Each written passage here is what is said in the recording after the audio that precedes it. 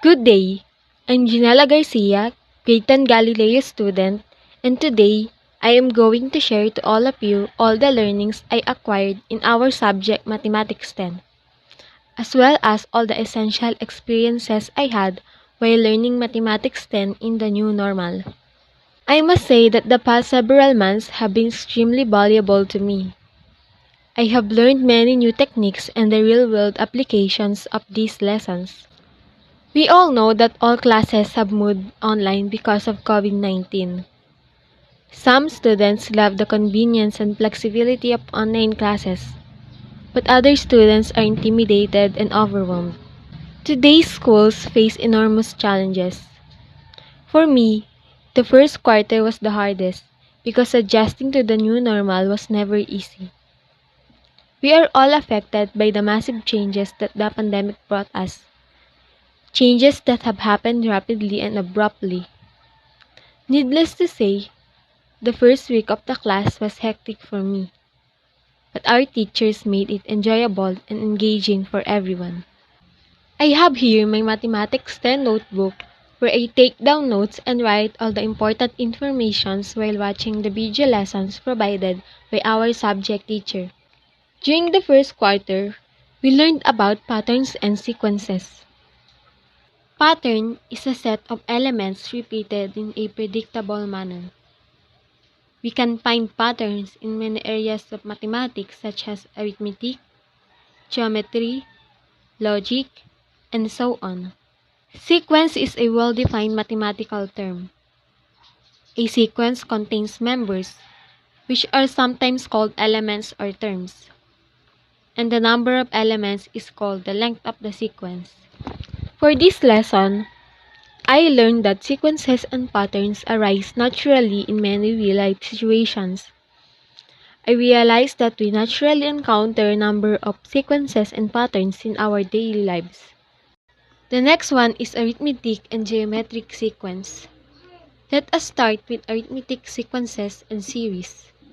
An itemized collection of elements in which repetitions of any sort are allowed is known as a sequence, whereas series is the sum of all elements.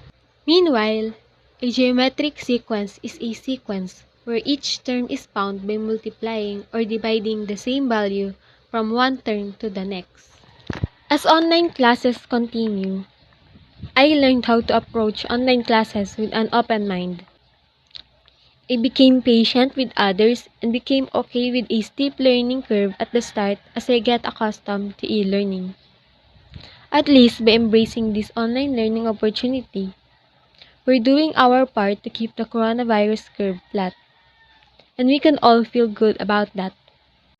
A polynomial is defined as an expression which is composed of variables, constants, and exponents that are combined using the mathematical operations such as addition, subtraction, multiplication, and division. The degree of a polynomial is the highest power of the variable in a polynomial expression. Based on the number of terms present in the expression, it is classified as monomial, binomial, trinomial, and polynomial. To be honest, I was worried if I can manage to learn from online class or not, especially mathematics, because I really didn't know if it was going to be as informative and as effective as a face-to-face classes. But at the end of the day, I found out that I can.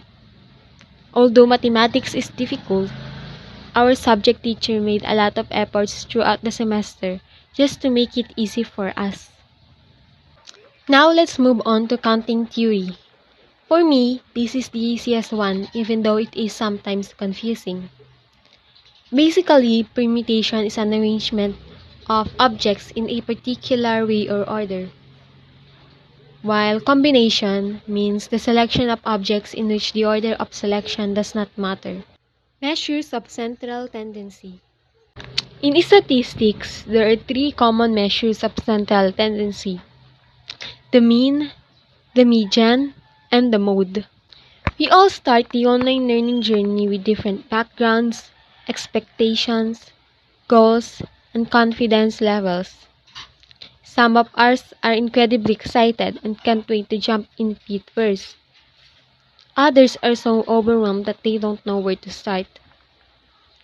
I've come to the point where I ask myself, is taking some classes online ideal? Maybe not for everyone, but it's not nearly as bad as delaying your dreams because of COVID-19.